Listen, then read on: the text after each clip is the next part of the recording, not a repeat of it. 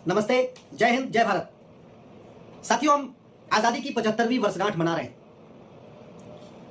और इस 75वीं वर्षगांठ पर मैं आप सबको शुभकामनाएं देता हूं, बधाई देता हूं।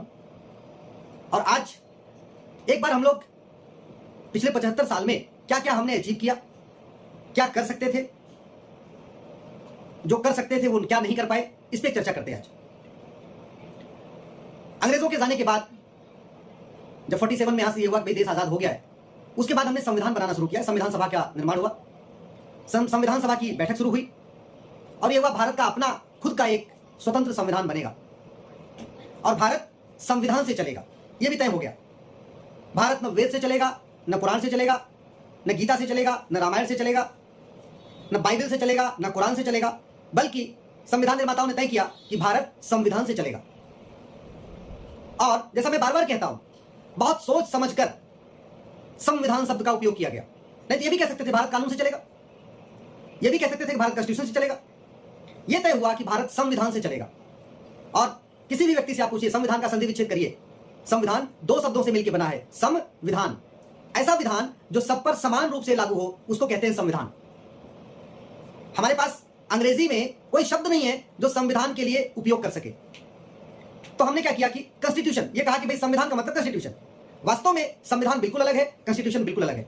जैसे धर्म के लिए कोई शब्द नहीं है तो हमने कहा कि भाई रिलीजन है, वो थोड़ा मिलता जुलता है उससे, लेकिन एक्चुअल में जो धर्म की मीनिंग है वो रिलीजन से नहीं आती है। रिलीजन अलग है, धर्म अलग है। वैसे संविधान अलग है, कॉन्स्टिट्यूशन अलग है। कॉन्स्टिट्यूशन का मतलब एक विधान होता है, एक कानून। वो विधान कुछ लोगों पर भी लागू हो सकता है, महिला पे भी लागू हो सकता है, केवल पुरुष पे लागू हो सकता है, केवल अगड़ों पे लागू हो सकता है, केवल पिछड़ों पे लागू हो सकता है। उसको कहते हैं विधान, कानून।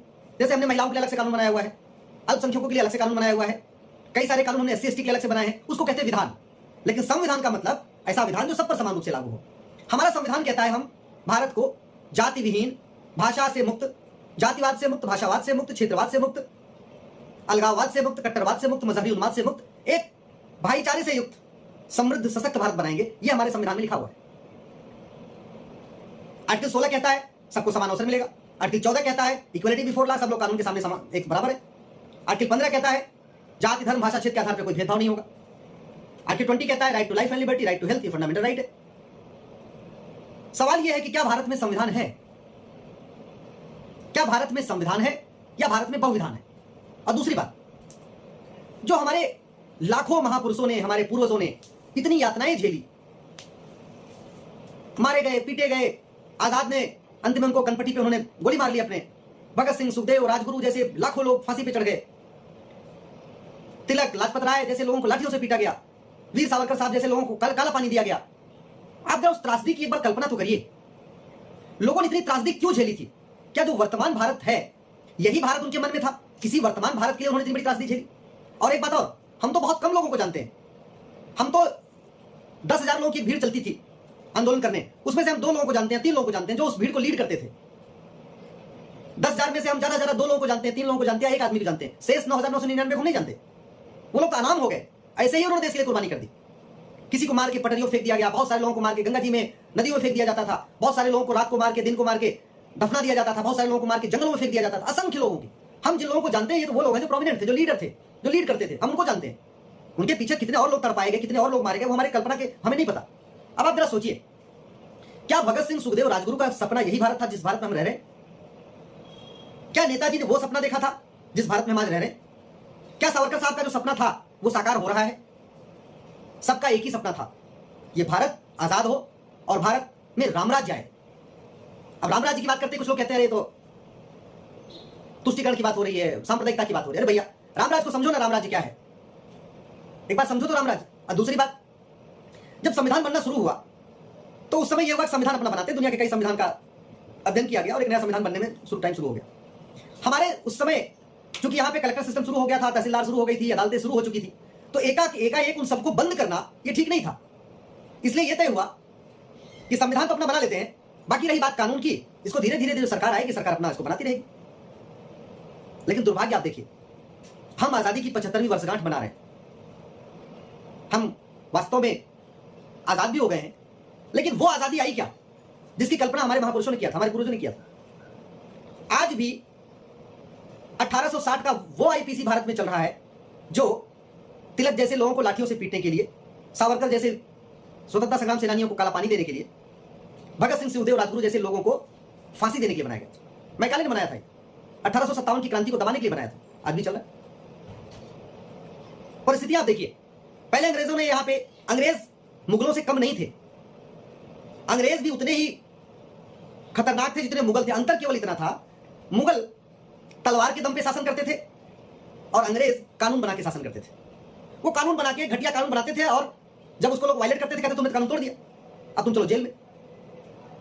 1857 की क्रांति को खत्म करने के लिए जो इंडियन पिनल कोड मैकाले ने 1860 में बनाया था, वो आज भी भारत के हर थाने में रखी हुई है। भारत का थाना उसी 1860 की आईपीसी चल रहा है। हमारे ऑफिस में भी रखी हुई है, हमारे चैम्बर में भी रखी हुई है, भारत के 20 लाख वकीलों के ऑफिस और चैम्बर में रखी हुई है, भारत के सभी जजों के ऑफिस और चैम्बर में रखी हुई है, भारत के सभी जजों के घर में रखी हुई है। क्या हमारी सरकारें इतनी अक्षम है? हमने क्या क्या बना लिया, परमाणु बम बना लिया, मिसाइल बना लिया, अग्नि बना लिया, ब्रह्मोस बना लिया। क्या हमारी सरकारें इतनी अक्षम है कि हम उन घटिया कानूनों को बदल दें जो अब लंदन में भी नहीं चलते, अब यूके में भी नहीं चलते, ब्रिटेन में भी नहीं चलते, भारत में चल रहे हैं? क्या हम उन घटिया कानून को नहीं बदल देना चाहते जिसकी वजह से यहां पे आज पुलिस सत्ता की गुलाम बनी हुई है? जिसको मन चाहती उसको उठा ले, जिसको मन चाहे उसको उस धारा में डाल दे। अब आप 10 साल तक अपनी बेगुनाही साबित करते रहिए। बहुत आसान हो गया आज की डेट में। आप 5 लाख रुपए किसी महिला को दे दीजिए और 5 लाख रुपए थानेदार को दे दीजिए। महिला से शिकायत करवा दीजिए 5 लाख रुपए देके, और थानेदार को 5 लाख रुपए दे दीजिए। 5 लाख केवल 1 लाख में काम हो जाए। 1 लाख रुपए दे दीजिए, वो आपके खिलाफ एफआईआर दर्ज कर देगा। जिसके खिलाफ आपको फंसाना उसके खिलाफ फंसा दीजिए। अब उसकी इज्जत भी गई, मर्यादा भी गई। कितना खर्च करना है? 5 लाख 6 लाख रुपए खर्च करना है। लाख 2 लाख 5 लाख रुपए में कोई तैयार हो जाएगा शिकायत करने के लिए। लाख 2 लाख में थानेदार एफआईआर दर्ज करने के लिए तैयार हो जाएगा। अब आप दौड़ते रहो, भागते रहो, किसी के खिलाफ कुछ भी कर दीजिए। आप थाने में जाइए, थाने के पास इतनी पावर है, वो विदाउट इन्वेस्टिगेशन, बिना कुछ किए सीधे सीधे उसको। और इस घटिया कानूनों का नतीजा क्या आप सोचिए जरा। पुलिस सत्ता की गुलाम बनी है, उसका दुष्परिणाम आप देखिए। कश्मीर में 1990 में पलायन होता रहा, घर जलते रहे, मारपीट होती रही, गला काटा जाता रहा, पुलिस चुपचाप देखती रही। जो कुछ 1990 में हुआ था वही कुछ दिन पहले बंगाल में हुआ। घर जलाए गए, मारा गया, पीटा गया, गोली चलाई गई, फांसी चढ़ाई गई लोगों को, पुलिस मुख दर्शक देखती रही। क्या ये कानून बदलने चाहिए कि नहीं? आखिर हम अंग्रेजी कानूनों की क्यों ढोना चाहते हैं? जो अंग्रेजी कानून ब्रिटेन में भी नहीं चलते, उनको हम क्यों कंटिन्यू लेके चल रहे हैं? जब तक इस बात को पूरा देश से आवाज नहीं आई, जब सारी देश की यूनिवर्सिटीज में बात पे चर्चा नहीं होगी, देश के कॉलेज के युवा सामने नहीं आएंगे, engineering college, medical college, law college सबके सब सामने नहीं आएंगे और घटिया अंग्रेजी कानूनों को बदलने की मांग नहीं करेंगे, तब तक शायद ये बदले नहीं जाएंगे। और मैं फिर से बार बार कहता हूं, लोकतंत्र में यही तरीका होता है कि हम जो गलत है उसको कहें। डॉक्टर कितना ही अच्छा हो, दवा घटिया है, बीमारी ठीक नहीं होगी। सर्जन कितना ही अच्छा हो, ऑपरेशन थिएटर के इंस्ट्रूमेंट अगर घटिया है, ऑपरेशन सफल नहीं होगा। वैद्य कितना ही अच्छा हो, जड़ी बूटी घटिया है, बीमारी ठीक नहीं होगी। मिस्त्री कितना ही अच्छा हो, बिल्डिंग मटेरियल, ईंट, सीमेंट, ईंट, बालू, सरिया अगर घटिया है, अच्छी बिल्डिंग नहीं बनेगी। जब हम एक नया भारत बनाना चाहते हैं, एक नई संसद बनाना चाहते हैं, तो हम नए कानूनों को क्यों नहीं बनाना चाहते? हमें नए कानून भी बनाने चाहिए। इसलिए मैं आप सबसे आग्रह कर रहा हूं, आज विशेष रूप से आपसे विनती कर रहा हूं। 15 अगस्त तो मना रहे हैं, लेकिन उन गुलामी के निशानी को, जो ये घटिया 222 कानून है, इनको बदलने के लिए मांग करिए। अपने सांसद से कहिए, अपने विधायक से कहिए, सोशल मीडिया में लिखिए, ट्विटर पे लिखिए, व्हाट्सएप पे फैलाइए, अंग्रेजी कानूनों को बदलने की मांग करिए। दूसरी बात, जब हमने कह दिया कि भारत में संविधान है, फिर और हम कह रहे हैं भारत सेकुलर है। जब भारत सेकुलर है, भारत में संविधान है, फिर अलग अलग क्यों? धर्म के आधार पर अलग अलग कानून क्यों? जेंडर के आधार पर अलग अलग कानून क्यों? सेकुलरिज्म का तो मतलब ही होता है जेंडर न्यूट्रल, रिलीजन न्यूट्रल कानून। फिर अलग अलग क्यों? फिर तो हमें कंटिन्यू करना चाहिए, फिर तो हमें संविधान लागू करना चाहिए। इस देश में आज की डेट में बच्चों को समान अवसर नहीं मिल रहा है। आर्टिकल 16 कहता है सबको समान अवसर दो। आईसीएसई बोर्ड का बच्चा अलग किताब पढ़ रहा है, सीबीएसई बोर्ड का बच्चा अलग किताब पढ़ रहा है, यूपी बोर्ड का बच्चा अलग किताब पढ़ रहा है, बिहार बोर्ड का बच्चा अलग किताब पढ़ रहा है, बंगाल बोर्ड का बच्चा अलग किताब पढ़ रहा है, गुजरात का बच्चा अलग किताब पढ़ रहा है। कैसे मिलेगा सबको समान अवसर? या तो आप आईएएस का जो पेपर बनाओ, जितने बोर्ड चल रहे हैं भारत में उतने पेपर आप बना दो। आईएएस का एक पेपर यूपी बोर्ड के हिसाब से बनाइए, एक पेपर बिहार बोर्ड के हिसाब से बनाइए, एक पेपर बंगाल बोर्ड के हिसाब से बनाइए। जब एग्जामिनेशन एक है, एंट्रेंस एग्जाम एक है, कॉम्पिटिटिव एग्जाम एक है, प्रतियोगी परीक्षा एक हो रही है, रेलवे की एक परीक्षा, बैंक की एक परीक्षा, इंजीनियरिंग का एक परीक्षा, जेई, मेडिकल की एक परीक्षा, नीट, एनडीए की एक परीक्षा हो रही है, तो फिर अलग अलग किताब क्यों नहीं? हमने जिस तरीके सारे टैक्स को मिला के वन नेशन वन टैक्स बनाया, जीएसटी, वैसे one nation one education board बना देते। क्यों नहीं हम one nation one education board के साथ साथ वन नेशन वन सिलेबस लागू कर दें? भाई केंद्रीय विद्यालय के बच्चे तो सब एक ही किताब पढ़ते हैं ना पूरे देश में। केंद्रीय विद्यालय में जो बच्चा कश्मीर में पढ़ता है, जो कन्याकुमारी में पढ़ता है, जो कच्छ में पढ़ता है, जो कामरूप में पढ़ता है, एक ही किताब पढ़ता है। क्यों नहीं ऐसा ही मॉडल डेवलप करते हैं? One nation one education board हो, सीबीएसई आईसीएसई सबको मर्ज कर दीजिए, बोर्ड बनाइए, वन नेशन वन सिलेबस हो। गुजरात का बच्चा गुजराती में पढ़े, महाराष्ट्र का बच्चा मराठी में पढ़े, बंगाल का बच्चा बंगाली में पढ़े, और कुछ नहीं करना, बड़ा आसान है। राइट टू एजुकेशन चल रहा है, उस राइट टू एजुकेशन को अमेंड करके राइट टू इक्वल एजुकेशन करना है। उस कानून का जो नाम है राइट टू एजुकेशन, उसमें एक शब्द जोड़ने की जरूरत है, राइट टू इक्वल एजुकेशन। वो कानून अभी 14 साल तक के बच्चों पे चलता है, उसको 14 से उठा के 18 साल तक करना है, यानी 12वीं तक। पार्लियामेंट के पास पावर है, जो कि एजुकेशन कंकरेंट लिस्ट में है, तो पार्लियामेंट कानून बना सकता है। Right to education act parliament नहीं बनाया हुआ है, तो पार्लियामेंट एक कानून बना दे। जैसे जीएसटी काउंसिल बनी हुई है, एजुकेशन काउंसिल बना दे।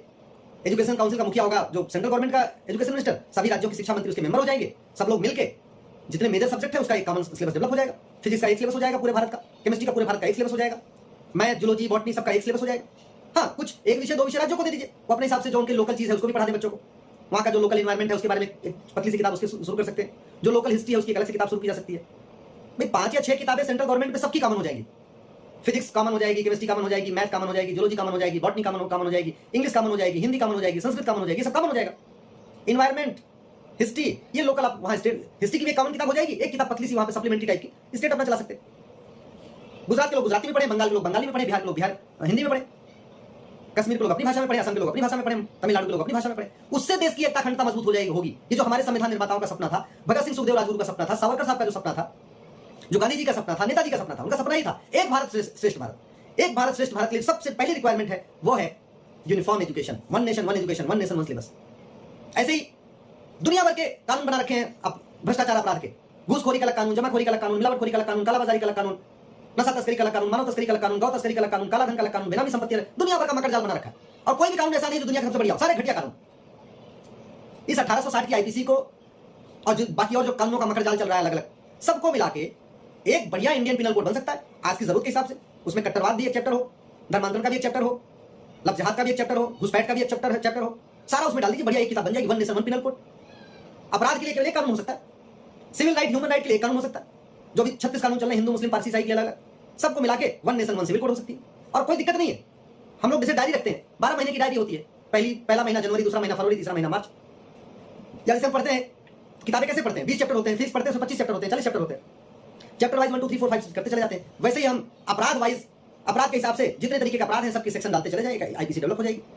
जितने सिविल राइट ह्यूमन राइट के हमको सबको एक में डाल दें, एक one nation one civil code हो जाएगा। इंडियन सिविल कोड कह लीजिए, one nation one civil code कहिए, कॉमन सिविल कोड कहिए या यूनिफॉर्म सिविल कोड कहिए।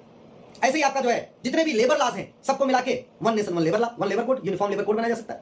जितने आपके पुलिस के कानून अलग अलग चल रहे हैं राज्यों के, और एक सेंट्रल वाला पहले से ही था 1861 का, सबको मर्ज करके बढ़िया एक यूनिफॉर्म पुलिस कोड बन सकता है। जितने आपके जो है धर्मस्थल से संबंधित अलग अलग 30 कानून चल रहे हैं मंदिरों को कंट्रोल करने के लिए, बड़ी सीधी सी बात है। या तो कोई भी धर्मस्थल सरकार के कंट्रोल में नहीं होना चाहिए, और यदि होना है तो सब होने चाहिए। फिर तो मंदिर, मस्जिद, चर्च, गुरुद्वारा, मजार, दरगाह सब सरकार के कंट्रोल में होना चाहिए। सबके लिए एक नियम एक होना चाहिए ना, संविधान है। संविधान का मतलब एक विधान। ऐसे अगर पॉपुलेशन के लिए, भाई हमारे पास 2% जमीन है, मात्र 4% दुनिया का पानी है, और 20% हमारी जनसंख्या हो चुकी है। दुनिया के 2% जमीन पे दुनिया की 20% आबादी रहती है।